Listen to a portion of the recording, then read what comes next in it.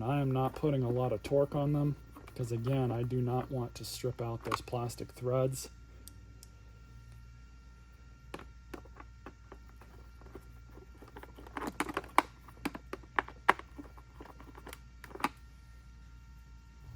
Now, something I did just notice. You guys remember what I said about these plastic screws? You saw me go back onto this thing by hand.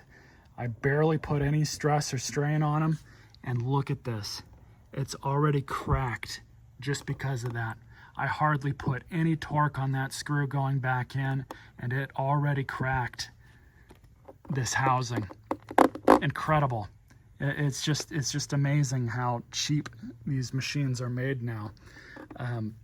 So like I said, your mileage may vary, unfortunately, and this machine at the time of this video, probably the date, this 22 here, so it's 2022. This thing is 2 years old.